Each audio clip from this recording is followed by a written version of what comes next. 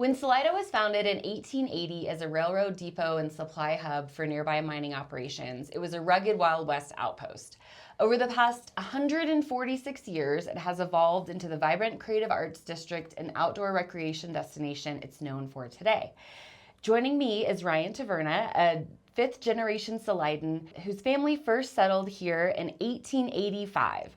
Ryan offers a rare perspective of someone who has not only grown up here, but whose family history is deeply intertwined with the community's evolution. He's also the owner of Mountain Sports House, a long-standing ski and snowboard rental and retail shop based in Poncha Springs that served the area for over 50 years. After working there for 6 years, Ryan purchased the business in 2021 and has continued its legacy of quality equipment and genuinely local small town service. Thanks for being here, Ryan. Thank you.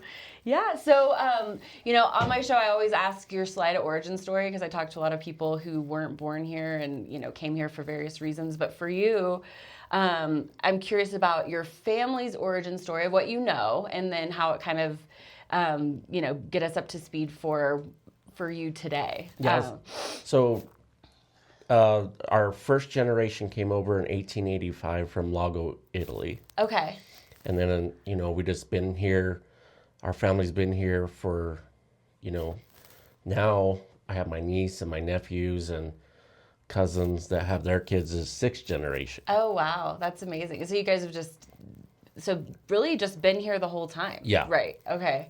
And what's interesting is there's a lot of Italian roots in this area. Yes. I've heard and noticed, and we even have a new restaurant also called Lago, who, they were kind of giving some notoriety to the fact that a lot of Italians came from Lago to come here. So that's so fascinating that you're the family that relates to the most. So you were born here, and did you live here the whole time? Did you ever leave? Yeah, I left for about 9 months to go to school at CSU.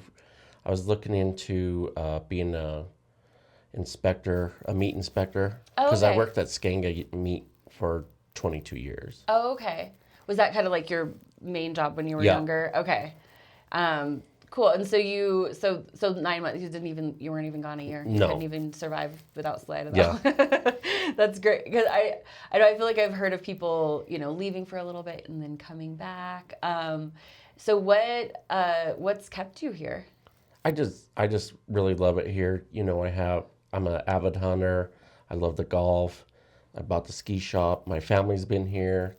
It's just everything I really need.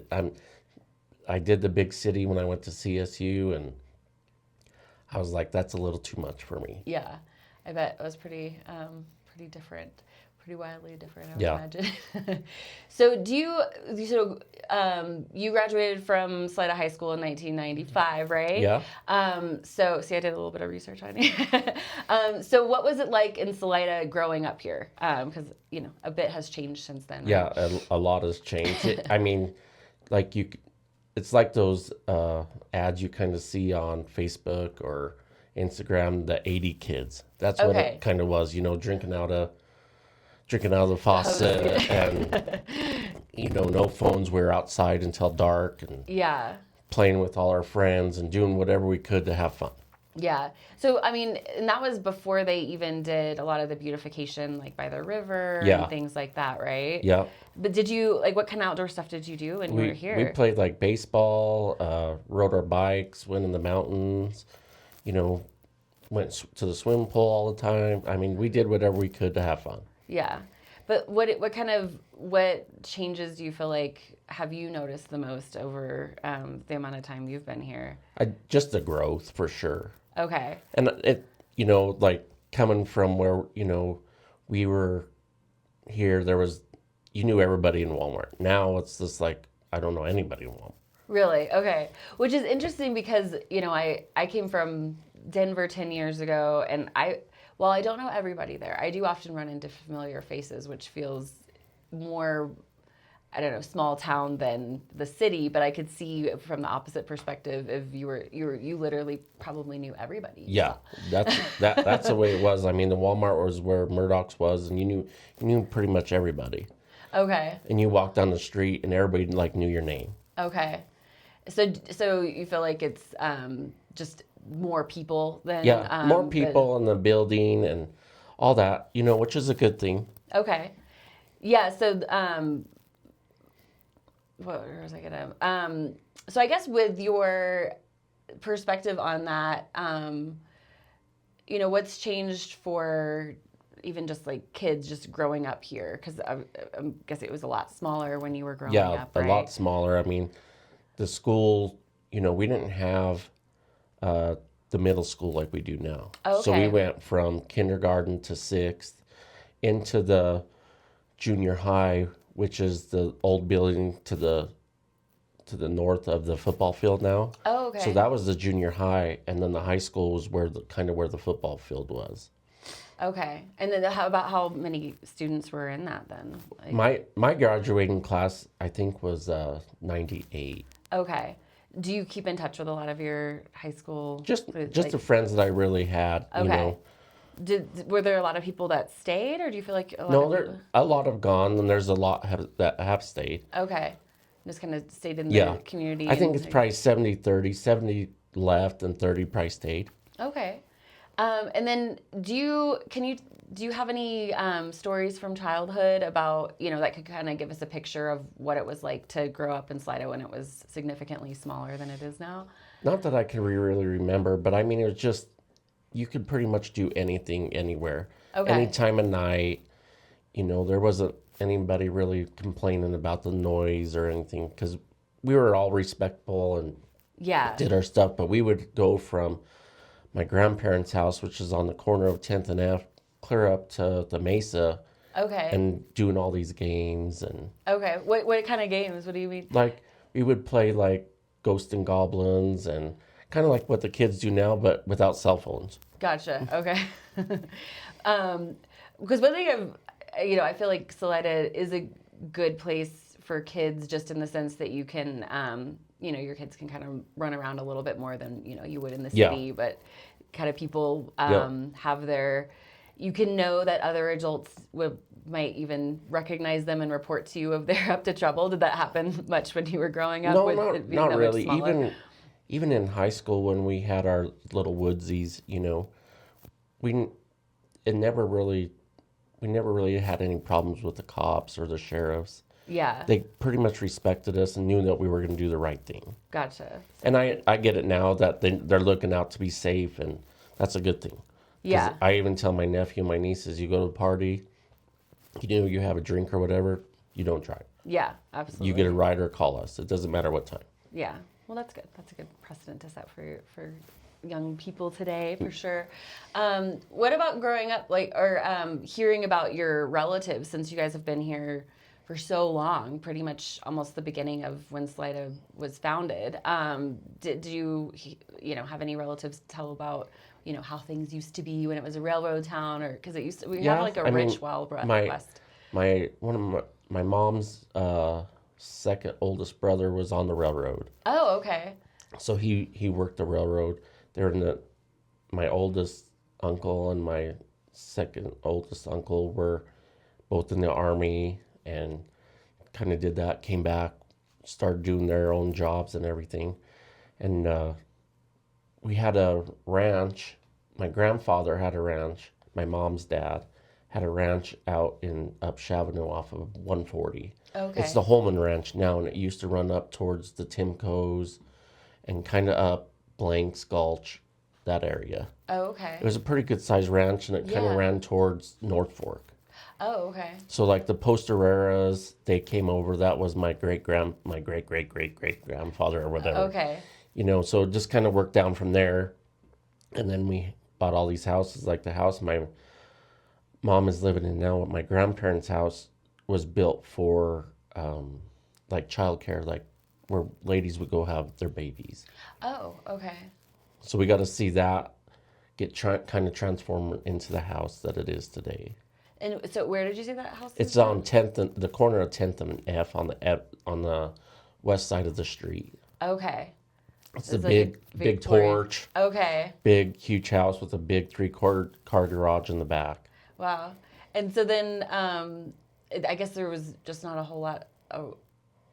More homes have come up around it since then, I would imagine. I mean, so if you look at a picture back in like that, my grandparents bought that house in 1956, I believe. Okay. And there was the house, our house, and then the house on the corner, and that was it on that whole block. Wow. On the whole 10th, between 10th and 11th.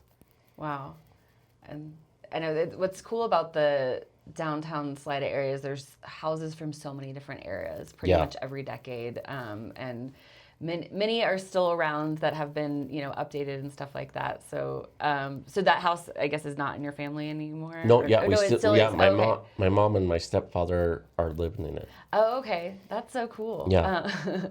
So did you hear about I don't know, any Wild West tidbits from the history here? I know there's a pretty rich history in terms of, how Salida used to be back when it was originally formed, like back in the late 1800s. We're talking. I mean, we're good friends with the Everetts, and they had that ranch, and just hearing a lot from them. And then like my grandfather, how it used to just be like a big ranching community. Okay. And the railroad came through here, and yeah, there's a stop for that. And then I guess and then Salida had a economic downturn in the 80s and 90s when the railroad officially closed, right? Did you so you witnessed that? Yeah, we saw that, and because my uncle would come by and throw his packages off, so we'd always go down and chase him. We would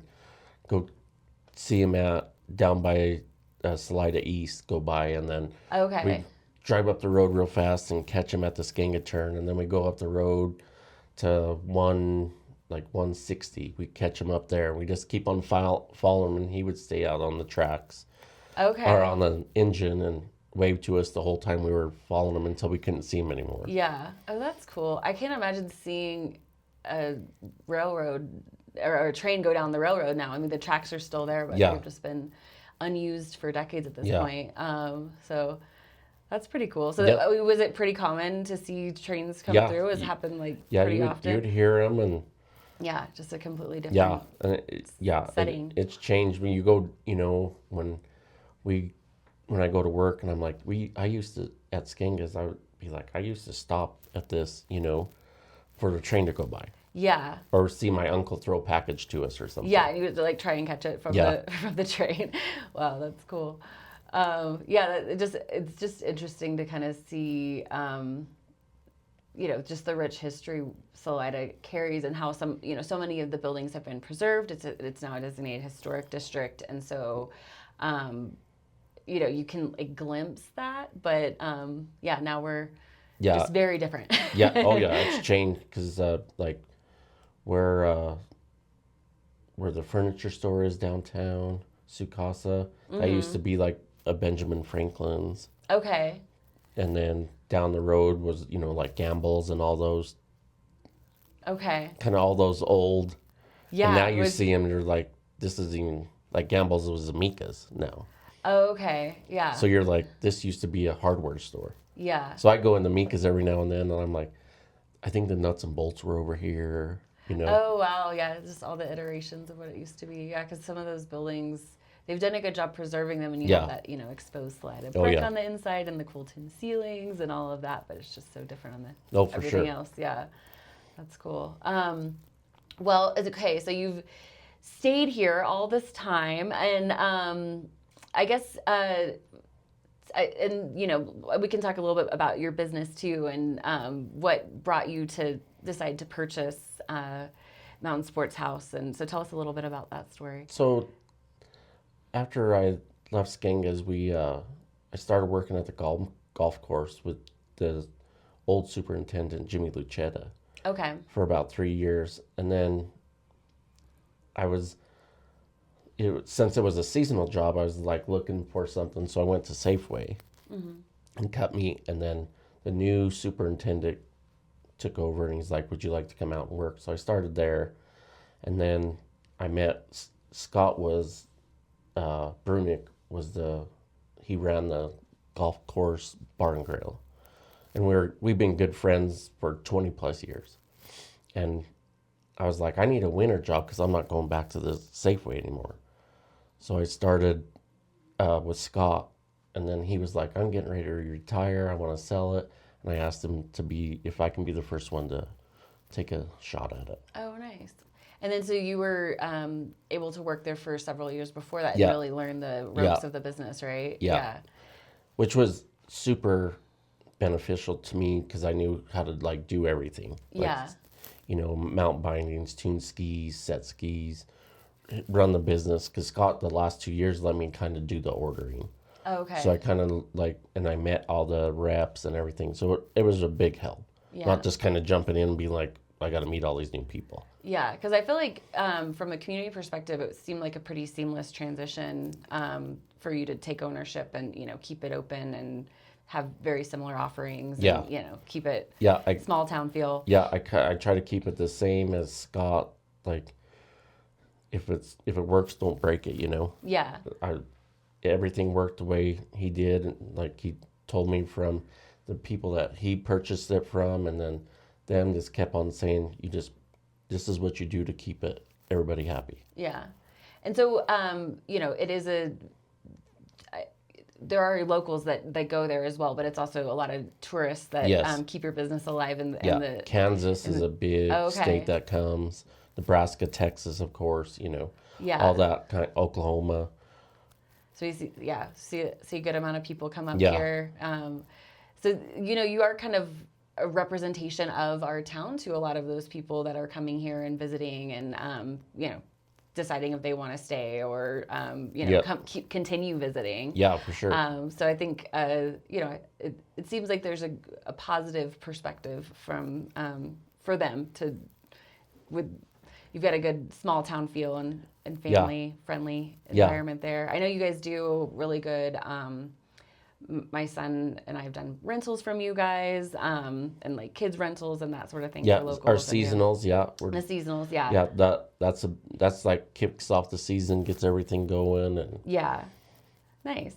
Well, I guess if for somebody who's thinking of moving here or have just moved here, what advice would you give them to get integrated into the community as somebody who's seen so many iterations of I would just say enjoy what we have here. Okay. Like to me, it's a blessing to wake up every morning and see the views that we have every day. Like, I work at the golf course in the summer, and every morning you get to see a beautiful sunrise, the mountains, and then I go into after that I go into elk guiding.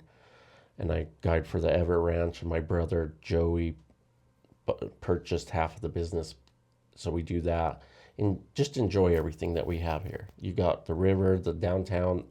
Salida's done a great job of making everything so nice and peaceful for everybody. Mm-hmm. And so continue that and appreciate it. So you don't get sick of the mountain view after your whole life here. No, you still notice it. Yeah, I still go and. I'm at the golf course or whatever, and I'll take the picture of the exact same picture almost every year. That's amazing. I still do that, but I've been here for 10 years, so it's I've often wondered, is this ever gonna, is the impact of it gonna minimize? And I guess probably not, right? Keep appreciating it. Yeah, I love it to death. I mean, it's a beautiful town. Everybody's super friendly. We have great customers that come to the shop that we appreciate very much. And yeah. Well, that's awesome. Well, I love that your family's been here for such a long time, and you found a way to get even more integrated in the community by being a local business owner and really giving back that way.